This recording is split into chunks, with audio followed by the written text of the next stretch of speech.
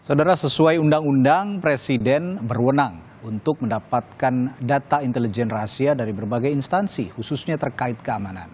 Tetapi pernyataan Jokowi yang menyatakan bahwa ia punya data intelijen partai politik ini saat ini jadi sorotan publik. Apakah hal ini wajar dan apa dampaknya jika Presiden Jokowi memegang data partai politik terhadap demokrasi terutama? Pagi ini kita akan bahas dengan sejumlah narasumber, di antaranya Direktur Eksekutif Parameter Politik Indonesia Adi Praitno dan juga anggota Koalisi Masyarakat Sipil untuk Reformasi yang juga Ketua Perhimpunan Bantuan Hukum dan HAM Indonesia PBHI Julius Ibrani. Selamat pagi semuanya. Selamat pagi, Mas. Pagi, Mas. Ya, Semoga Mas. selalu. Baik, Mas Julius, Mas Adi, ini juga pagi hari ini sebagai informasi kami juga terus berupaya untuk menghadirkan pihak internal dari Istana Kepresidenan untuk juga mengetahui apa sebenarnya dasar dari Presiden Joko Widodo mengungkap bahwa dirinya punya data intelijen soal partai politik. Tapi belum ada yang bisa bergabung. Semoga dalam perjalanan perbincangan kita nanti ada yang bisa bergabung. Saya akan ke Mas Julius dulu sebagai Koalisi Masyarakat Sipil yang menyatakan bahwa hal ini mengancam demokrasi. Pandangan Anda secara khusus soal ini, Mas Julius?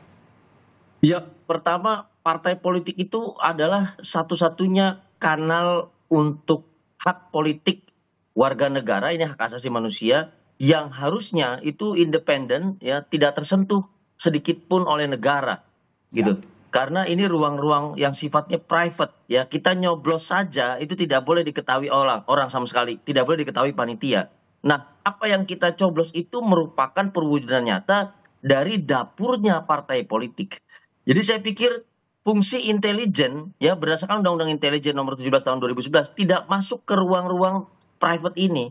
Karena baik parpol, dapurnya parpol, strategi parpol itu bukanlah objek dari intelijen negara karena dia bukan ancaman terhadap eksistensi dan kondisi negara kita dalam konteks keamanan negara. Ini tidak seperti terorisme, tidak seperti serangan dari negara lain, tidak seperti belligerent atau insurgents yang kemudian memerdekakan diri. Ini tidak masuk ke dalam objek itu. Jadi jangan sampai kita kembali ke masa lalu, kembali ke rezim Orde Baru, di mana satu pemimpin negara menguasai keseluruhan wilayah, baik publik maupun private di Indonesia. Yang tujuannya apa? Tujuannya adalah menjadikan negara ini negara maksat, gitu. Negara yang kemudian negara yang penuh dengan ancaman, negara yang penuh ketakutan, sehingga kita hanya bisa berpangku tangan pada satu jabatan politik yaitu presiden. Nah, ini situasi di mana demokrasi itu sudah tidak ada lagi. Gitu. Demokrasi tidak bisa kita lihat dan pemilu hanya sekedar seremonialisasi saja, gitu, Mas. Jadi menurut Anda Presiden tidak seharusnya punya data internal soal partai politik? Hal itu dilarang secara tegas oleh Undang-Undang Nomor 17 Tahun 2011. Karena partai politik dan isinya bukan merupakan objek terhadap ancaman keamanan negara. Jelas ada undang-undangnya ya? Jelas. Oke, saya ke Mas Adi Praitno. Mas Adi, maksud Jokowi menyampaikan itu apa kira-kira dari sisi komunikasi politik? Ya, saya kira hanya Jokowi dan Tuhan saja yang tahu maksudnya apa menyampaikan itu kepada publik, ya. Tapi sebenarnya tanpa menyampaikan itu pun kepada publik, saya kira masyarakat kita sudah tahu. Jokowi sebagai presiden pastinya sudah paham betul bagaimana anatomi, konfigurasi, termasuk soal bagaimana dinamika internal semua partai politik. Karena Jokowi ini kan menjadi tempat dari semua ketua umum partai politik untuk berdiskusi, minta masukan dan seterusnya. Yang menjadi ramai itu karena memang ada footnote-nya. Footnote-nya misalnya infonya ada dari intelijen, ya. Padahal Jokowi kan ada kalimat selanjutnya, misalnya dari lembaga survei dan dari yang lainnya. Yang saya sebut dari yang lainnya ini pastinya yang disebut oleh Jokowi itu adalah ketika partai politik itu memberikan bagaimana informasi-informasi yang terkait dengan peta politik di internal partai, Mas. Oleh karena itu yang jadi ramai itu kenapa ini disampaikan secara terbuka oleh Presiden.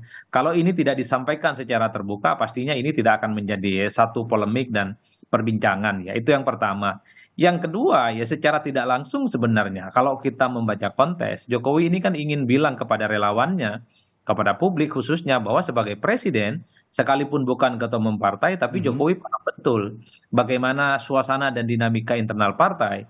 Karena partai-partai ini kan seringkali berubah di tengah jalan, hari ini A, besok bisa jadi B, panggung depan dan panggung belakangnya selalu berubah secara drastis. Jokowi kan sebenarnya ingin tunjukkan kepada publik sebagai presiden, semua permainan partai politik itu bisa dilihat dari dekat. Oke. Semua manuver politik elit-elit partai itu bisa dilihat oleh Jokowi melalui helikopter views yang cukup luas.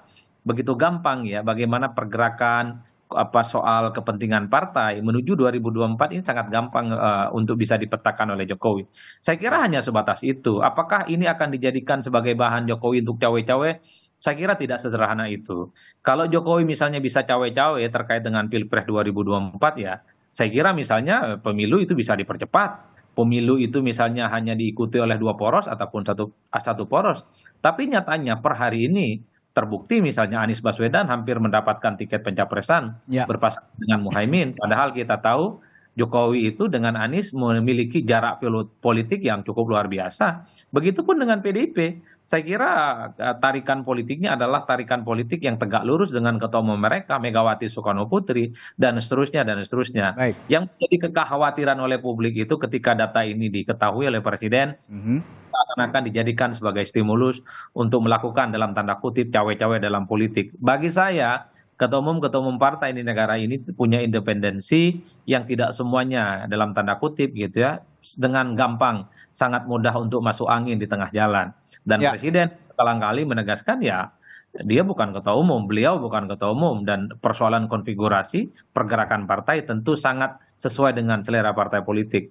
Bagi Ya. saya ini adalah alamiah Mas dan normal gitu ya. Yang agak sedikit rumit itu karena ini disampaikan secara terbuka. Tanpa intelijen sekalipun Presiden itu pasti tahu Mas. Bagaimana dengan kepentingan partai. Tiap hari kan komunikasinya dengan Presiden, apalagi hampir mayoritas ketua umum partai, sekjen partai adalah mereka yang menjadi pembantunya Presiden. Ya. Wajar kalau Jokowi itu menyebut tahu persis jeroan dan dalemannya partai politik di Indonesia. Ya, Mas Adi begini, jabatan presiden memang jabatan politis karena dia juga diusung oleh partai politik begitu ya. Dan Jokowi juga merupakan kader partai politik, kader PDI Perjuangan begitu. Tapi begini, Mas Adi, di negara demokrasi yang maju seperti Amerika Serikat misalnya. Saya ingat sekitar tahun 1970 itu Presiden Amerika Serikat saat itu, Richard Nixon, itu bahkan hampir dimakzulkan karena mencuri data di kantor Komite Nasional Demokrat di kompleks Watergate pada saat itu yang terkait dengan kampanye pemilihan Nixon.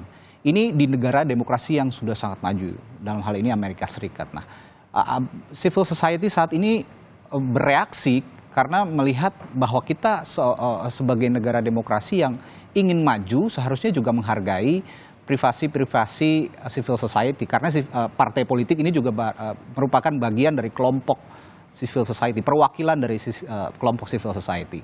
Bagaimana Anda menjelaskan soal ini? Ya kan yang perlu diklarifikasi itu apakah data intelijen itu didapatkan dengan cara-cara yang tidak baik atau memang misalnya teman-teman intelijen itu adalah mereka yang mendapatkan informasi dari partai, Mas. Karena kan kita tahu semua elit di negara ini kan berkawan dengan polisi, dengan tentara, dengan kejaksaan dan seterusnya. Ya. Jangan-jangan memang partai-partai itulah yang secara sukarela membocorkan bagaimana kondisi di internal partai mereka. Dan itu juga sampai kepada presiden. Karena apapun presiden ini adalah makhluk politik yang semua informasi ya terkait dengan apapun di negara ini, terkait dengan Pilpres pasti disampaikan secara terbuka. Oleh karena itu, sekalipun Indonesia itu adalah negara demokratis, kalau kita membaca rata-rata, elit-elit partai di negara ini pasti mereka itu punya hubungan yang cukup baik. Karena mutual understanding kan dengan sejumlah instrumen-instrumen negara. Saya membayangkan kalaupun toh ada informasi intelijen, kira-kira begitu, informasinya itu justru datang dari partai, Mas. Partailah yang kemudian membocorkan bagaimana situasi di internal mereka. Bukan karena misalnya ini ada upaya-upaya dengan cara-cara yang tidak baik mendapatkan informasi di internal partai. Bisa ditanyakan ke semua partai politik di negara ini. Mana ada di antara elit mereka itu yang tidak punya hubungan baik dengan kejaksaan, dengan kepolisian, dengan tentara, dan seterusnya, dan seterusnya. Mereka hampir membicarakan soal bagaimana kepentingan partainya itu kepada instrumen-instrumen negara ini, Mas. Oke. Saya kembali ke Mas Julius. Sebagai perwakilan masyarakat sipil, Anda mengutarakan sangat khawatir sebenarnya dengan isu ini, dengan pernyataan Presiden Jokowi ini. Nah, yang jadi pertanyaan sebenarnya seberapa bahaya terhadap intervensi terhadap intervensi presiden pada parpol ini terhadap juga dampaknya kepada masyarakat sipil sebagai juga bagian dari komunitas yang juga nanti memilih partai-partai politik begitu di pemilu. Ya, ini pertama saya mau merespon dulu apa yang disampaikan oleh Bung Adi. Baik, silakan. Berbahaya sekali jika kita tidak melihat konteks sejarah sama sekali. Ya, bersikap historis itu juga membuat kita tidak tahu arah jalan ke depan itu seperti apa. Pertama, kita pernah mengalami 32 tahun masa kepemimpinan Presiden Soeharto ketika itu selaku pemegang kekuasaan tunggal, bahkan di atas MPR. Dia memiliki seluruh data dan dikenal dengan Kings of Surveillance. Jadi sampai ada bercandaannya waktu itu apa yang terjadi di pangkalan ojek, di warung kopi, Pak Soeharto tahu semuanya. Nah, yang mau saya tegaskan di sini adalah satu, ya jabatan presiden itu tidak bisa kemudian serta-merta menggunakan instansi negara, instansi intelijen negara untuk keperluan di luar undang-undang karena presiden adalah eksekutor, pelaksana undang-undang. Nah, kalau kita bicara dengan intelijen, bicara tentang intelijen, maka ada Undang-Undang Intelijen Negara nomor 17 tahun 2011 yang tegas menyatakan bahwa partai politik bukan objek. Pemimpin partai politik bukan subjek. Karena bukan merupakan ancaman terhadap keamanan negara. Itu satu. Yang kedua adalah kita juga jangan lupa di rezim pemerintahan Joko Widodo selama 2 periode ini terjadi banyak gunjang-ganjing partai. Saling gugat ginugat, pergantian kepengurusan, lalu ada double kepengurusan dan segala macamnya. Dan kita juga jangan lupa, Presiden Joko Widodo pernah mengatakan bahwa dia cawe-cawe. Cawe-cawe itu penting untuk kepentingan ke depan. Pertanyaannya yang mengetahui cawe-cawe itu siapa? Pertanyaannya apakah kepentingan ke depannya dikomunikasikan dengan konstituennya yaitu rakyat Indonesia? Kan tidak. Nah, dua level ini yang kemudian membuat pemantauan atau surveillance terhadap partai politik ini juga menjadi ancaman bagi masyarakat, bagi demokrasi, gitu. Karena masyarakatnya sendiri saja tidak tahu itu dipantau untuk apa. Bukan untuk kebijakan negara juga yang dihadapi masyarakat saat ini juga banyak problem. Pertanahan, proyek strategis nasional, dan yang lain. Kenapa tidak itu yang dipantau? Baik.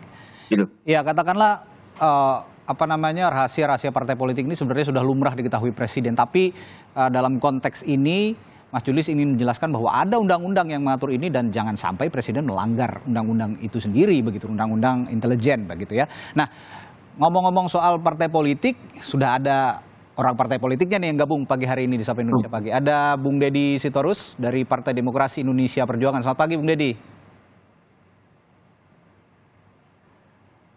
Selamat pagi, Bung Deddy. Sepertinya masih di mute Zoom-nya. Iya, Mas Radhi, selamat pagi. Selamat pagi. Ya. Nah, ini tadi kita sudah bahas dengan Mas Julius juga Mas Adi soal dugaan intervensi presiden kepada partai politik dengan pernyataannya begitu yang kemarin diutarakan ya. Soal saya tahu semua dalamannya partai politik. Nah, Anda sendiri sebagai orang partai politik, Bung Deddy, nggak khawatir begitu jika partai Anda informasinya diobok-obok sama presiden? Ya, pertama saya tidak paham persis ya konteks utuh pernyataan presiden itu. Oke. Sehingga kan sulit juga memberikan pendapat pada sesuatu yang teks dan konteksnya kita tidak pahami secara utuh ya. Oke. Apa yang ada di media itu kan merupakan penggalan yang kita sulit menilai dalam situasi dan tujuan apa, latar belakang apa sebenarnya presiden mengucapkan itu satu hal dulu ya. Jadi sebenarnya kita mengomentari hal yang nggak jelas nih kalau menurut saya. Yang kedua, ada 2 hal. Pertama, apakah presiden menyatakan itu dalam konteks menunjukkan bahwa beliau secara aktif ya melakukan pengawasan, melakukan pemantauan terhadap partai-partai politik, terhadap tokoh-tokoh politik, terhadap internal partai politik. Jika itu iya dilakukan betul, ya, saya kira itu sesuatu hal yang sangat tidak pantas, gitu ya. Karena apa? Karena tadi sudah disampaikan Bung Julius, sebenarnya sebagian saya setuju, karena itu bukan merupakan sesuatu yang positif bagi demokrasi ya. Di Oke. negara-negara lain bahkan presiden pun bisa jatuh karena kalau itu adalah sebuah upaya sistematis dari kekuatan negara untuk katakanlah mengawasi, mengontrol ya dari kelompok-kelompok masyarakat sipil apalagi partai politik gitu. Ya. Jadi itu satu pandangan ya. Yang kedua, kalau itu merupakan sesuatu yang datang seperti apa yang dikatakan oleh Bung Adi tadi, Ya. bahwa itu adalah datang secara sukarela dari partai-partai politik ya sebagai baik secara langsung kepada presiden, kepada kelompok lain maupun kepada institusi-institusi negara, ya itu tidak bisa dipersalahkan juga gitu ya. Kalau itu melakukan terjadi secara volunteer gitu oleh partai-partai politik sendiri. Kan partai politik ini juga kan banyak melakukan interaksi dengan apakah itu dengan media, apakah itu dengan pollster, apakah itu dengan pengamat, apakah itu dengan katakanlah akademisi, ya termasuk dengan Ya. presiden. Banyak partai politik yang dikit-dikit presiden gitu. Yang kita juga nggak tahu kan. Ya. Ya, itu saya kira juga apa namanya harus kita cermati gitu loh. Ya. Nah, jadi saya kira yang ketiga saya ingin mengatakan bahwa sebenarnya soal masa depan Indonesia itu apa namanya ada partai-partai politik, ada rakyat Indonesia yang sebenarnya menjadi penentu gitu di samping takdir ilahi gitu. Bapak Presiden dengan menyampaikan betapa pentingnya pemimpin seperti ini itu sudah cukup menurut saya karena itu bukan tugas presiden lagi. Beliau sudah diberikan 10 tahun untuk menetapkan membuat landasan-landasan yang berguna bagi arah pembangunan maupun pijakan pembangunan bangsa ini ke depan. Ya. Jadi jangan juga terlalu jauh nih. Ini kalau kita tapi saya dengan apa ini catatan bahwa saya tidak secara utuh loh memahami gitu ya apa yang disampaikan presiden. Nah, tapi yang paling penting kalau menurut saya ya bahwa negara dalam hal ini diwakili oleh presiden maupun lembaga-lembaga yang punya kewenangan atau diberi tugas dalam hal keamanan, pemantauan gitu ya, itu memang tidak boleh gitu ya, tidak boleh secara langsung melakukan pengawasan terhadap partai-partai politik itu. Oke. Ya, jadi ada undang-undang, undang-undang intelijen dan sebagainya. Karena kedaulatan partai politik itu dijamin oleh undang-undang, dijamin oleh konstitusi kita. Ya. Jadi sebenarnya presiden kalau mau ngomong gitu pun ya terlepas dari apa konteks yang tadi saya bilang tidak pas itu, tidak boleh menyampaikan itu secara terbuka di publik gitu. Karena semua tahu memang presiden punya sumber informasi A1, ada lembaga-lembaga negara yang memang dibiayai oleh APBN kita untuk melakukan fungsi-fungsi demi keamanan negara, demi integritas wilayah, demi keselamatan bangsa, negara, dan semua aparatur pemerintah. Jadi nggak boleh itu ada pengawasan kecuali tadi secara volunteer oleh partai-partai politik yang genit tadi itu, gitu loh. Ya, Bung Deddy begini, saya perhatikan kalau dalam beberapa kesempatan begitu ya, Presiden Joko Widodo ini mengemukakan hal-hal seperti ini justru di luar agenda-agenda bersama partai Anda. Karena Pak Presiden juga sebagai kader PDI Perjuangan juga sebagai kader partai politik begitu. Nah, tapi ini dikemukakan seringkali di acara-acara relawan dan bukan hanya sekali ini saja. Sebelum-sebelumnya juga sempat menyinggung kalimat cawe-cawe begitu ya untuk pemilu 2024. Tapi ketika berada di acara PDI Perjuangan, cawe-cawe ini konteksnya dikaitkan dengan kepentingan bangsa dan negara. Tapi kalau di luar itu tidak ada embel-embel bangsa dan negara. Nah, apakah Anda melihat ini ada indikasi tujuan politik Presiden di luar PDI Perjuangan? Karena mau nggak mau ya PDI Perjuangan punya kepentingan juga terhadap Presiden karena PDI Perjuangan mengusung Joko Widodo begitu, Bung Deddy. Iya, yang bisa menjawab itu hanya Presiden sendiri. Apakah beliau punya hidden agenda atau personal agenda terhadap kontestasi pemilu itu apa namanya hanya Presiden yang tahulah begitu, beserta mungkin orang-orang terdekatnya. Tetapi ketika dengan PDI Perjuangan tentu memang beliau harus mengatakan dan selalu mengatakan bahwa dalam konteks cawe-cawe itu dalam konteks adalah soal Indonesia ke depan, gitu ya, soal bangsa dan negara. Tetapi kita juga harus sampaikan pada presiden, itu biarlah rakyat, partai politik, dan Tuhan Yang Maha Esa yang menentukan itu. Oke. Presiden dengan bersuara menyampaikan visinya, menyampaikan concernnya, that's more than enough gitu. Oke. Selebihnya biarlah takdir yang bekerja gitu. Karena apa? Kita butuh juga membangun peradaban politik di mana presiden yang sudah 10 tahun menyelesaikan masa tugasnya, ya sudah, lebih dari situ bukan lagi tanggung jawab dia. Biarlah itu menjadi takdirnya negara, bangsa, rakyat, dan juga deritanya kalau misalnya salah memilih gitu. Tapi kami meyakini bahwa presiden tidak dalam konteks ingin menjadi dalang lah di balik semua itu ya. Oke. Tetapi memang yang sering menjadi persoalan kan partai-partai politiknya sendiri gitu yang terkesan menyerahkan kedaulatannya, terkesan Yang Anda sebut centil tadi itu ya. iya, termasuk mengemis aura presiden, approval Ya. presiden gitu loh. Jadi sehingga kita kehilangan dialektika yang berbobot tentang arah perjuangan bangsa ini bagi semua kontestan pemilu itu gitu. Sibuk dengan segala pernak-pernik manuver ya, kontradiksi, lalu itu bajak membajak. Ini kan nggak sehat juga sebenarnya. Baik. Jadi kenapa presiden ada tengah di situ? Sebagian besar mungkin karena partai-partai politik itu juga. Terlalu yang Anda bilang centil sehingga semua informasi tidak diminta juga sudah diberikan kepada presiden begitu ya. Ya mungkin termasuk meminta arahan presiden, Arahan presiden untuk berikutnya. mungkin meminta sebagian dari kekuasaannya atau dukungannya gitu loh.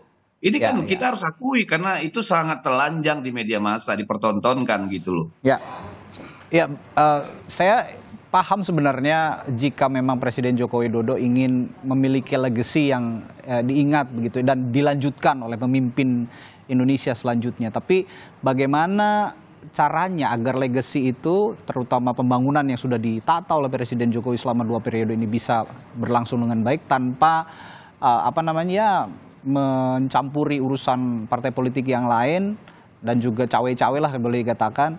Bagaimana agar masa transisi peralihan kepemimpinan ini bisa smooth tanpa mendrive perangkat-perangkat intelijen.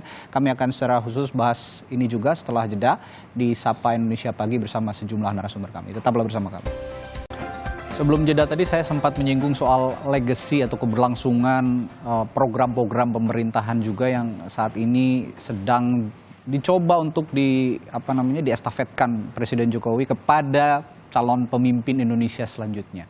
Tapi bagaimanakah estafet kepemimpinan ini bisa berjalan smooth, bisa berjalan lancar tanpa menggunakan perangkat-perangkat intelijen, perangkat-perangkat negara yang dimanfaatkan presiden untuk boleh dikatakan kepentingan sendiri yang dalam hal ini legacy untuk melanjutkan kepemimpinan Pak Jokowi ke pemimpinan selanjutnya begitu. Nah, saya akan tanyakan ini ke Mas Adi Praitno sebagai analis komunikasi politik juga begitu. Komunikasi seperti apa yang harusnya dijalin oleh presiden tanpa harus menggunakan perangkat-perangkat negara begitu?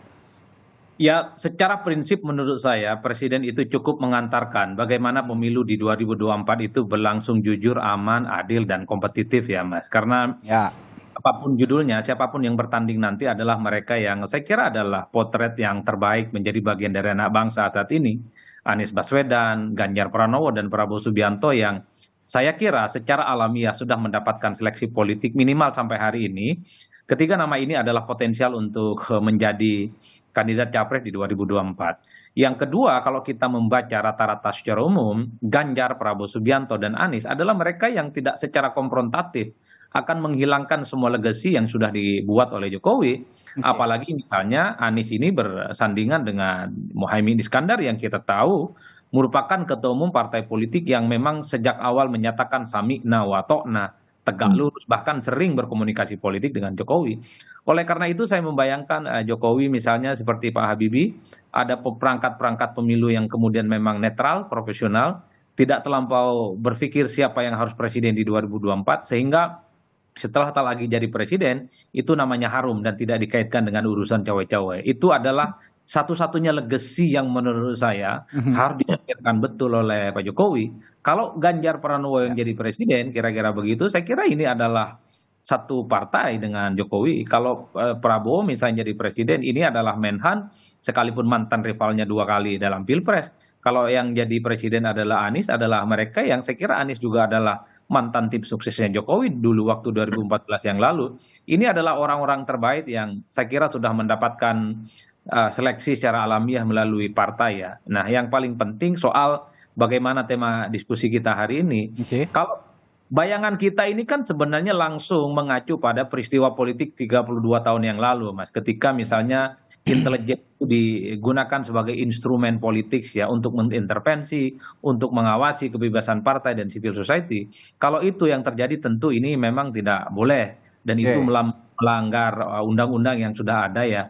Tapi itu tadi Mas, kita tahu bahwa hampir mayoritas dari menterinya Jokowi ya, baik ketua umum ataupun sekjen partai itu adalah mereka yang saat ini bahkan beberapa waktu yang lalu adalah mereka yang jadi menterinya Jokowi. Jadi wajar sebenarnya kalau data intelijen itu tanpa diminta oleh Jokowi, partai-partailah yang kemudian mengumbar itu semua kepada presiden. Apalagi ada poros politik tertentu selalu mengatakan kita ini berada dalam satu tarikan napas dan orkestrasi politik Jokowi. Itu kan secara tidak langsung kan tidak perlu disebutkan data intelijen, itu data internal partai yang diumbar aurat politiknya kepada presiden. Cuman ini yang perlu saya sampaikan, mestinya Pak Presiden tidak perlu menyampaikan ini kepada publik. Semua orang tahu, tidak perlu ahli untuk memahami bahwa presiden itu tahu segala-galanya, Mas. Apalagi urusan partai. Yang menjadi ramai ini seakan-akan ini menjadi satu instrumen pesan politik presiden kepada publik bahwa presiden sekalipun bukan ketua umum partai, tapi bisa mengetahui semua kepentingan dan segala dinamika yang ada di partai politik. Oleh karena itu, ini dalam politik Jawa sebenarnya secara tidak langsung Jokowi ingin bilang ke semua orang bahwa kingmaker yang sesungguhnya itu adalah presiden, bukan yang lain. Kan itu pesan politik, Mas.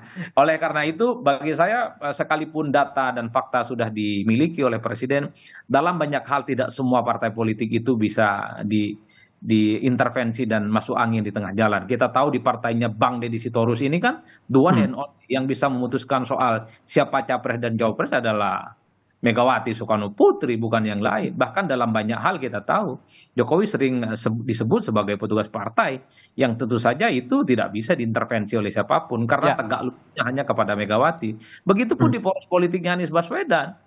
Sangat jelas bahwa yang bisa menentukan poros ini adalah Ketua Umum Nasdem Surya Paloh gitu ya. Kemudian ada Ketua Umum PKB dan ada Ketua Umum PKS tentu saja. Tapi nggak tahu kalau ada poros-poros yang lain yang selalu mengatakan satu tarikan napas dengan orkestrasi politik. Nah, itu mungkin yang dimaksud, bukan yang lainnya.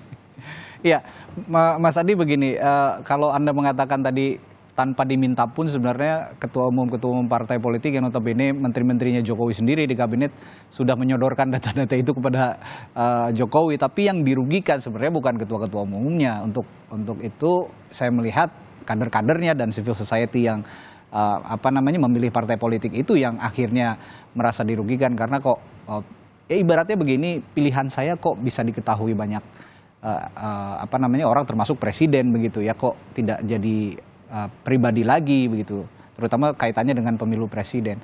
Nah, yang ingin saya tanyakan, jika presiden menyatakan demikian, ini tadi kita berbicara soal legacy, tapi apakah ada bigger purpose dari presiden? Apakah ada beyond legacy dari presiden dengan adanya pernyataan presiden di tengah-tengah publik itu, Mas Adi? Ya sederhana itu tadi Mas, bahwa presiden ini sekalipun bukan ketua umum partai, tapi adalah yang terkonfirmasi sebagai sosok yang bisa melihat pertandingan Pilpres 2024 itu dari dekat, melalui helikopter view yang cukup luar biasa, bahwa partai politik yang seringkali bermanuver, iman politiknya berubah, panggung depan, panggung belakangnya seringkali mendadak berubah di tengah jalan, itu adalah satu tarikan napas yang tentu saja pastinya presiden itu mengetahui secara gamblang dan transparan. Ini kan pesan-pesan politik yang secara transparan yang sebenarnya ingin disampaikan kepada publik. Tapi bagi saya siapapun yang menjadi pembisik, yang memberikan input kepada presiden, soal data-data intelijen ini mestinya tidak disampaikan kepada publik, Mas. Baik. Tanpa disampaikan sekalipun ya, saya kira semua orang sudah tahu. Baik. Atau jangan-jangan yang dimaksud dengan data intelijen itu adalah data intelijen swasta, bukan data intelijen negeri. Kalau data intelijen swasta bisa dari mana aja, bisa dari tukang ojek, bisa dari partai politik, dari LSM, dari konsultan, dari lembaga-lembaga survei yang selama ini memang cukup dekat dengan pemerintah gitu ya. Ya, ya ke Mas Julius. Mas Julius, pertanyaan yang sama. Apakah ini beyond legacy menurut Anda? Ya jelas tidak ya. Maksudnya begini ya, setiap presiden pasti ada program yang baik dan ada yang buruk yang perlu mendapatkan catatan dari banyak pihak. Dan ada ruang terbuka untuk mendiskusikan hal itu antara konstituennya, masyarakat, lalu partai politik dan juga calon-calon presiden yang diusungnya. Nah ini ruang terbuka. Hal ini berbeda dengan asas yang dianut oleh intelijen negara gitu. Asasnya dia adalah kerahasiaan, ruangnya dia adalah ruang hampa. Nah, bayangkan diskursus soal legacy, diskursus soal program yang ingin dilanjutkan, yang harusnya dievaluasi, dari ruang terbuka dibawa ke ruang hampa. Nah, ini yang saya katakan, ini menjadi bukan beyond legacy lagi. Ini sudah merusak apa yang menjadi legacy yang baik dan sudah kami masyarakat sipil evaluasi di zaman Orde Baru gitu. Kan saya katakan tadi, kalau memang dia ingin menunjukkan bahwa tanpa perlu partai politik, saya memiliki kekuasaan dan kewenangan. Loh ini yang terjadi di Orde Baru kemarin itu. Harusnya yang dia lakukan adalah perkuat partai politik sebagai kanal hak asasi politik masyarakat, warga negara. Perkuat diskusi, lakukan secara terbuka dan paksa partai politik melalui usulan undang-undang, melalui ruang diskusi yang lain, agar bisa berkomunikasi secara terstruktur dengan masyarakat, bukan kemudian dia ingin meninggalkan legasinya dengan cara setting up the system of politics. Nah ini kan yang terjadi tahun 1972 yang Mas tadi bilang soal all the president's men dari Sir Richard Nixon, dan itu hanya bisa terbongkar lewat investigasi jurnalis Woodward ketika itu dan kawan-kawan. Nah ini jangan sampai terjadi demikian. Kalau begitu maka sistem politik kita kemudian menganut sistem kekuasaan tunggal yang berdasarkan surveillance dan bahkan arah dari satu pemegang kekuasaan yaitu eksekutif. Sedangkan partai politik itu kanalnya bisa ke banyak kekuasaan politik. Di Indonesia saat ini partai politik itu kanal terhadap 3 kekuasaan politik. Dia eksekutif iya, dia legislatif iya, dan bahkan dia sampai ke yudikatif lewat Mahkamah Konstitusi dan yang lain termasuk fit and proper test ya, Hakim Agung dan yang lainnya. Ini kan bahaya kalau kemudian dia diambil jadi di satu titikkan, di satu kekuasaan tunggal yang namanya eksekutif. Nah ini legacy yang buruk justru, bukan beyond legacy gitu. Oke, baik. Nah, ke Bung Deddy, Anda juga kan sebagai wakil rakyat begitu ya posisinya. Dan koalisi masyarakat sipil juga informasinya saya dengar mendorong juga untuk agar DPR bisa mengonfirmasi hal ini kepada Presiden. Nah, Anda sendiri sebagai wakil rakyat dan juga orang yang satu partai lah dengan Presiden begitu, ada nanti upaya untuk konfirmasi ke Presiden nggak kira-kira untuk apa sih sebenarnya maksud hal ini dan komunikasi yang dijalin lebih baik lagi seperti apa nanti? Saya belum tahu ya, apakah nanti pimpinan partai akan mengkonfirmasi hal ini terhadap Presiden. Ya. Tetapi intuisi saya mengatakan tidak gitu, karena sudah terlalu sering Pak Jokowi melakukan hal-hal yang cuma dia sendiri tahu kenapa gitu ya. Dan kita sering juga melihat bahwa beliau suka sekali gitu ya menunjukkan bahwa gini loh. Sebenarnya tanpa Presiden bilang saya tahu semua, dia tahu semua kok, semua orang tahu gitu kan. Ini kan problemnya yang muncul kemudian adalah kita melihat praktek-praktek kekuasaan hari ini ditunjukkan dengan begitu vulgar gitu ya. Begitu vulgar dalam arti ini kemudian memicu kekhawatiran gitu loh. Kenapa sih negara yang baik-baik saja ini, ya negara yang berjalan di relnya ini secara ekonomi, politik, hankam dan segala macamnya, kok ya muncul pernyataan presiden yang seperti ini? Ini kan bagi saya memahami, ya kami sebagai orang partai politik, terlepas Pak Jokowi itu kader PDI Perjuangan, ya. Ini kan bagi peradaban politik kita ke depan bisa menjadi justifikasi gitu loh. Ya padahal nih kan kita juga belum tahu apakah yang dimaksud presiden itu dia melakukan penyadapan atau katakanlah pengumpulan informasi directly kepada partai politik melalui inisiatif kekuasaan gitu. Atau partai politiknya yang datang mengemis, memberitahu, berharapkan arahan ya, meminta blessing, kan kita juga nggak ngerti gitu. Ya jadi ini yang saya makanya dari awal bilang saya nggak ngerti konteksnya karena politik apa namanya pidatonya nggak utuh saya dengar gitu. Oke. Tetapi hari ini bagi kami pernyataan itu ya bahwa presiden ya mendapatkan informasi dari institusi intelijen yang berada di bawah kendali negara, di bawah kendali presiden tentang jeroannya partai politik. Menurut saya itu negatif. Oke. Ya. Menurut kami itu tidak baik dalam rangka penguatan masyarakat sipil gitu ya. Ya ini Oke. sangat berbahaya kalau menurut saya dari satu sisi gitu ya. Kalau tadi memang benar ada kekuasaan negara, kekuasaan koersif negara yang digunakan untuk mengumpul informasi itu. Baik. That's wrong gitu ya kalau Oke. menurut saya gitu ya. Kecuali itu tadi yang partai-partainya emang genit gitu ya kan, supaya Balik akses lagi makin ke situ ya. banyak, numpangin presiden jadi benalu gitu biar besar dikit gitu kan. Ya ini Ya, ya, yang kita belum tahu gitu. Tapi janganlah kalau ya. menurut saya. Tapi Bung Deddy begini, saya meyakini juga presiden ini bukan hanya punya pikiran sendiri begitu untuk memberikan pernyataan seperti itu. Ada advisor di sekelilingnya, ada penasihat-penasihat di sekelilingnya yang juga seharusnya bisa memberikan nasihat lebih baik begitu untuk tatanan demokrasi, apalagi presiden saat ini hendak habis masa jabatannya dan akan menghadapi pemilu 2024 begitu. Nah, Anda melihat apakah memang lingkaran presiden ini juga tidak ada yang bisa memberikan nasihat yang baik dalam tatanan demokrasi atau seperti apa? Iya, saya kira gini ya, dalam soal konteks komunikasi politik, presiden itu tidak pernah spontan ya, kalau menurut saya.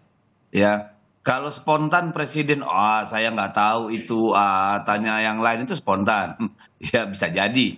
Tetapi presiden tuh jangan dikira dia bukan master lagi ya, sudah dewanya komunikasi politik kalau menurut saya. Jadi bahwa presiden menyatakan sesuatu itu tanpa clearance dari orang-orang yang ada di sekitar dia, itu bukan hal yang saya pahami gitu. Ya, presiden tuh kalau bicara selalu terukur, yaitu sangat jelas gitu. Nah ini juga kita khawatirkan karena di publik juga banyak. Jadi gini, tadi saya awal bilang begini. Pemilu selanjutnya, siapapun presiden selanjutnya, pemimpin selanjutnya, serahkanlah pada mekanisme demokrasi. Serahkanlah pada takdir ilahi, pada rakyat dan partai politik. Tugas presiden sudah cukup meyakinkan bahwa ini akan terjadi proses demokrasi yang jurdil gitu ya. Yang bermanfaat buat kita ke depan. Tidak usahlah menggunakan kekuasaan atau ya terlalu mengentertain para kontestan politik sehingga membawa presiden dalam situasi yang bisa menyebabkan kita meninggalkan peradaban yang jelek bagi bangsa ini gitu aja. Baik. Nah, terakhir singkat untuk Bung Julius dan juga Mas Adi. Bung Julius, agar isu ini tidak berlarut-larut, tidak menjadi kisruh berkepanjangan begitu, apa yang seharusnya dilakukan presiden atau at least dari pihak Istana Kepresidenan begitu, Bung Julius? Yang pasti pertama presiden atau pihak istana harus mengklarifikasi gitu supaya tidak terjadi abuse of power, dan ini menjadi skandal terbesar dalam diskusi demokrasi kita di zaman modern tahun 2023 ini. Yang pertama ya. Yang kedua adalah saya pikir Bang Sitorus juga dan kawan-kawan parlemen ya di DPR RI bisa mempertanyakan secara tegas gitu, apakah betul presiden ya kekuasaan politik eksekutif memanfaatkan instrumen intelijen negara untuk melakukan pengkondisian ruang-ruang yang seharusnya menjadi ruang independen bagi demokrasi kita, yaitu partai politik. Nah, dua titik ini harus dilakukan dengan jelas supaya masyarakat tenang untuk memilih dan yakin bahwa yang dicoblos nanti bukanlah settingan dari kekuasaan tunggal eksekutif gitu. Baik. Mas Adi, silakan. Pertanyaan yang sama, apa yang harus dilakukan presiden atau Istana Kepresidenan untuk agar isu ini tidak berlarut-larut? Ya, saya kira memang tidak lagi ada informasi yang terkait dengan data-data intelijen yang dipegang oleh presiden ya. Jadi presiden tidak perlu menunjukkan kepada publik sebagai sosok yang cukup powerful, tahu banyak dan bisa melihat pertandingan 2024 itu dari dekat. Ya, semua orang sudah tahu itu, Mas. Oleh karena itu saya khawatir ini justru akan menimbulkan efek ketakutan dari partai politik sehingga semua pergerakan politik mereka itu merasa diawati dan merasa dipantai. Tapi saya berusaha untuk berbaik sangka bahwa jangan-jangan intelijen yang dimaksud oleh Jokowi itu bukan intelijen negara, tapi intelijen swasta, terutama partai politik yang setiap hari selalu menjual-jual Jokowi, mendapatkan harapan supaya Jokowi mendukung dirinya, sehingga foto-foto yang terpampang di mana-mana itu memberikan dampak politik elektoral secara signifikan. Kalau itu yang terjadi, ya saya kira tidak ada soal. Tapi overall, Mas, ini akan membangkitkan memori kelam kita 32 tahun yang lalu, memang di mana negara itu terlampau jauh mengintervensi urusan-urusan politik terkait dengan pemilu. Saya kira itu adalah satu tradisi yang justru menciderai demokrasi kita yang sudah mulai tumbuh berkembang dengan baik. Kalau itu yang terjadi, sebaiknya itu dihindarkan.